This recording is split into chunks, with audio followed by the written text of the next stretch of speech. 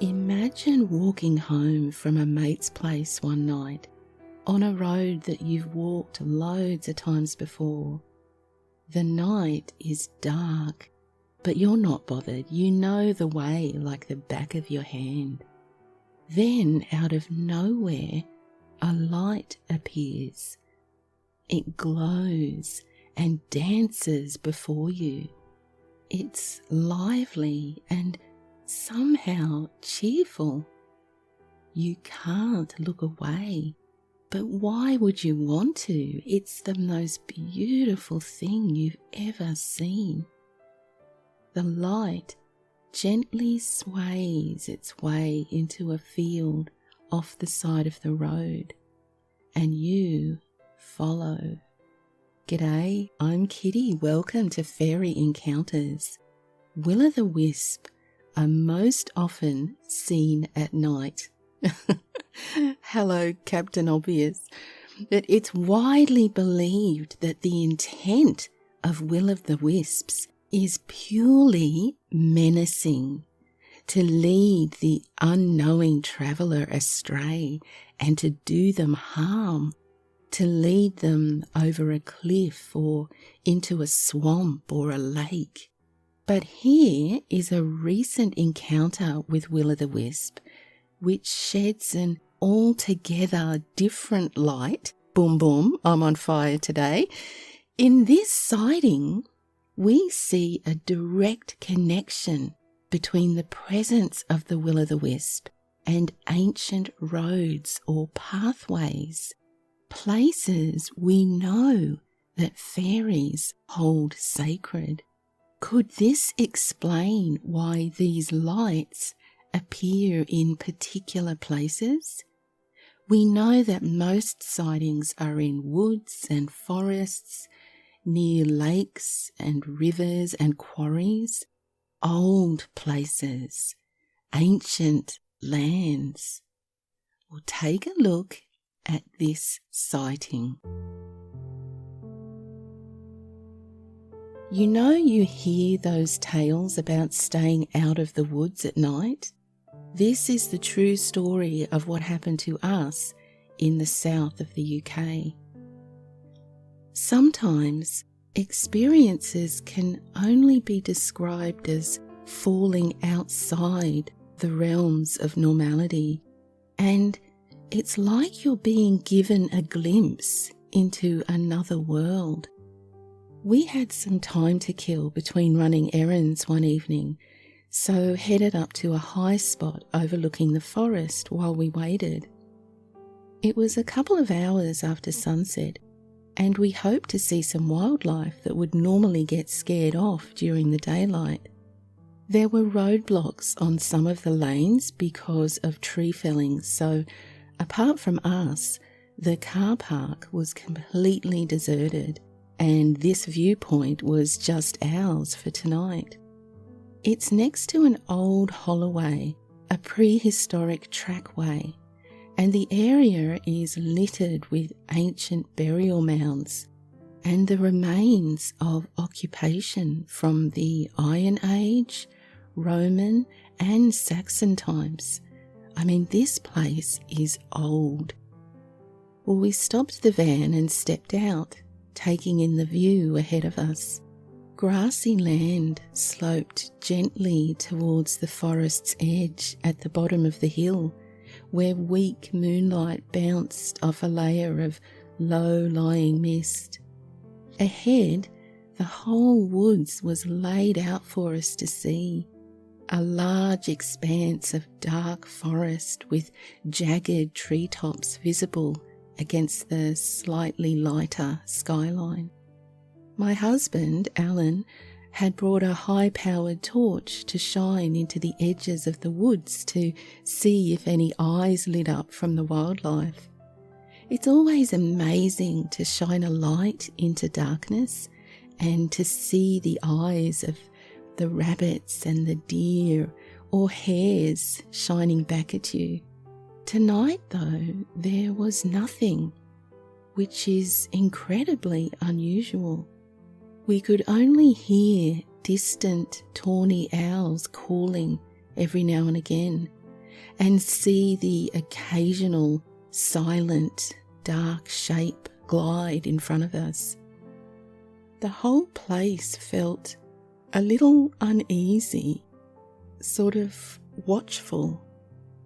Nearby, on my left, there was an occasional creak of something rubbing, like a hanging sign being swayed by the wind.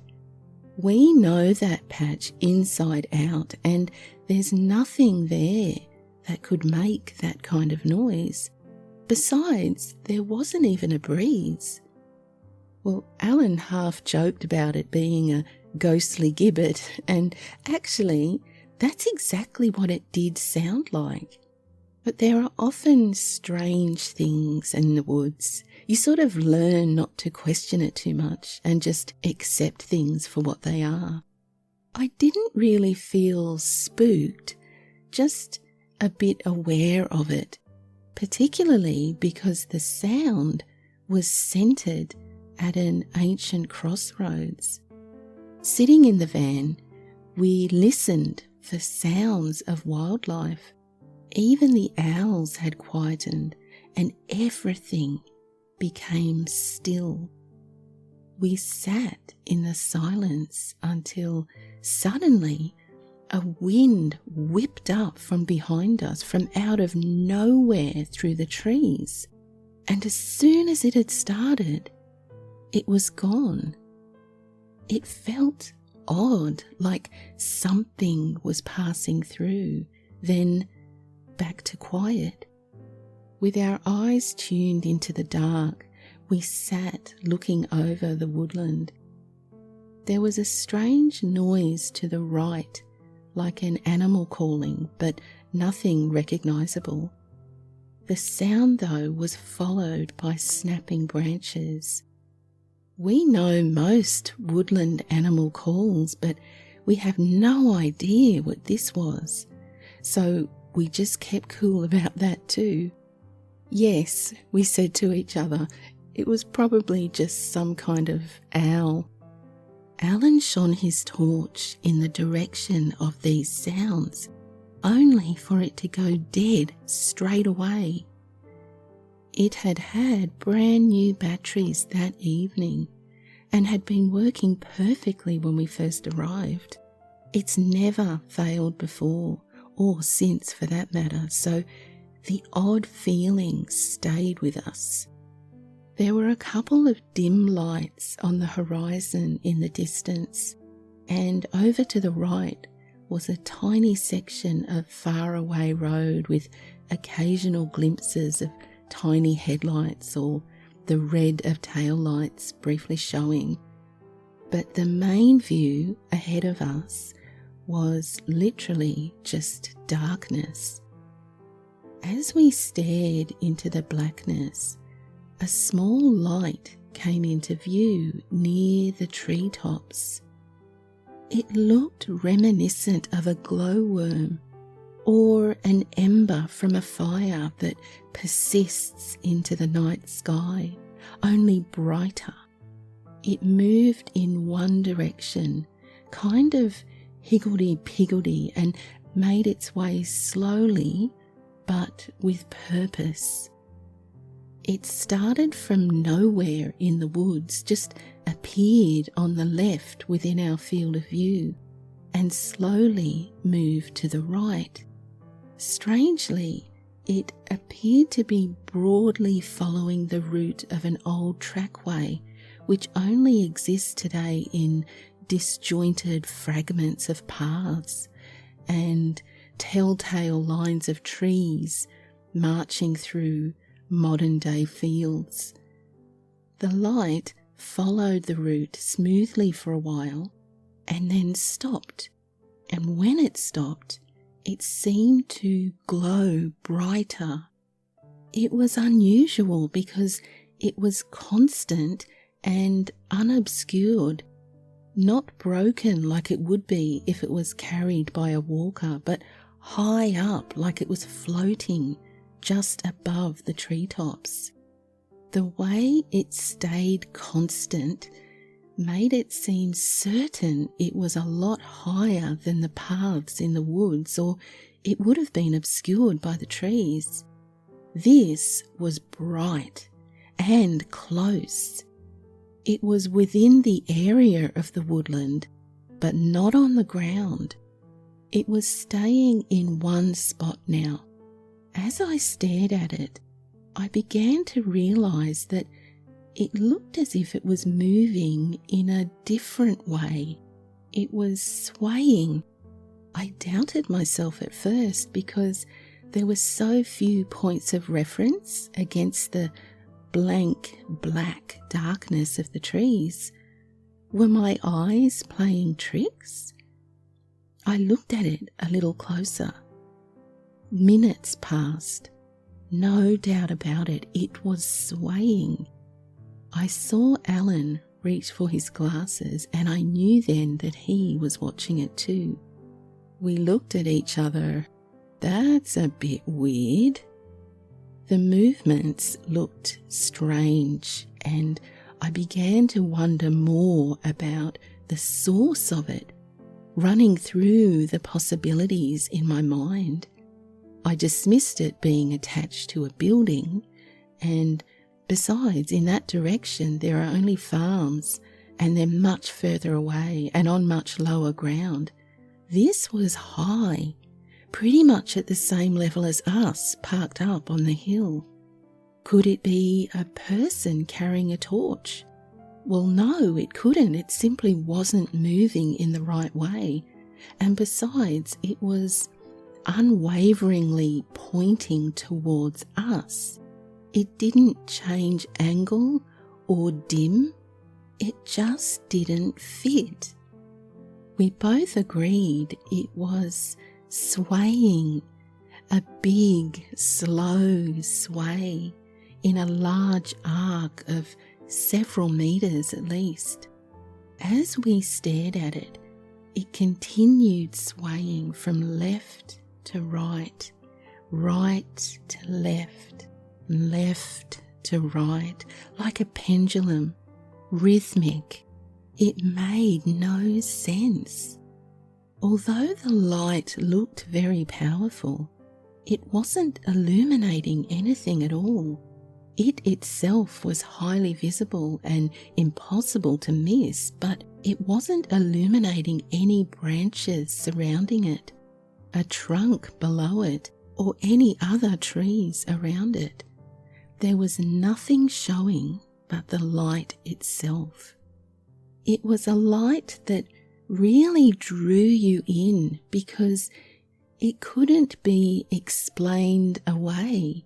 It was mesmerizing. We both know these woods really well, at all times of the day and night, on the paths and the further off tracks. We know the terrain and the tall trees, the Douglas firs, Scots pine, beech and oaks. Even during the winter, the path can't be seen from where we were, but the treetops can.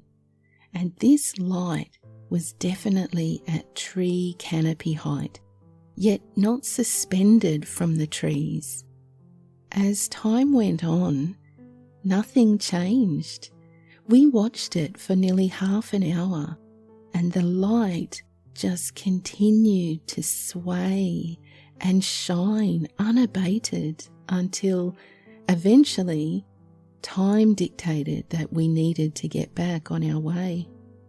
Alan switched on the engine and the headlights, getting ready to move, and almost instantly the light was extinguished. There was no dimming, no hesitation. It was simply on, and then it was off. It was bizarre. It was as if the connection had been severed and the moment was over. We drove down the lane to the far end, following the edge of the woodland for nearly a mile, then turned round and drove back past where we'd been parked and then on towards our destination. But as we passed the trees, especially at the area of the car park, We looked for the light, but there was simply nothing at all. It's taken a couple of months to process and make sense of that, but the only explanation that we can come to is that the light over the woods that night really was a will-o'-the-wisp. A fascinating sighting there from woodlarking. Now they have an interesting website too, and I'm going to leave the link in the notes below to it if you'd like to check that out. Nobody knows the actual bodily shape of the fairy known as the will-o'-the-wisp. All that can be seen is a glowing light, most often singular, but other times a cluster of lights which dance through the night sky and lead the wanderer off their intended path. They are usually blue or green in colour.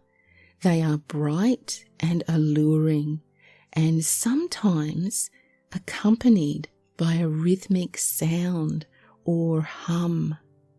A weary traveller is easily mesmerised by this light and soon finds themselves lost or miles from their intended destination. Perhaps it's intended as a bit of harmless fairy fun. No real harm done. The lights disappear and the traveller turns back to continue on with his journey. If he is wise to the ways of the fairy folk, he might feel a fool for being led astray, but surely grateful to be unharmed. But what of someone with no understanding of the fairy? It's fair to say that any light would be comforting on a black night, but following the lights of the will-o'-the-wisp can be a very serious matter. Never mind getting lost or drifting from your path. If you cross paths with the will-o'-the-wisp in no mood to play, the encounter can quickly turn deadly dangerous. Well, here's a tip to keep you safe if you are out walking at night in places which may contain ancient fairy roads or paths. Carry small stones in your pockets. If you do find yourself in a peculiar sort of situation and see unusual lights, let's say the night falls very suddenly or your intuition tells you that something isn't right, every few meters, toss a stone in front of you and listen. If the stone makes a splash, you are walking into a lake, a river, or a stream. Or if the stone makes no sound at all, you just might be close to a cliff edge. No matter how enticing those lights are, stop and turn yourself around. Now, before I let you go, I want to ask you a question. Do you agree that will-o'-the-wisps appear on or near ancient fairy paths or roads? And if there is that connection, why? We know they are passionately, sometimes violently, protective of their paths. Are they trying to show us their beloved paths and say, look here, this is where we are. Now you know, stay away. Or are they angry at our presence on their ever-dwindling lands and trying to take us out one by one? Maybe it's a bit of both, depending on the nature of the fairy and depending on the nature of the person. Please share your thoughts in the comments. If you love my videos, but every Friday just doesn't come soon enough, why not join my channel as a member and you'll see every new video days before everyone else. It's easy and safe. Just click on the join button below to get started. Thanks for spending some time with me today. Until next time, stay curious. Cheerio.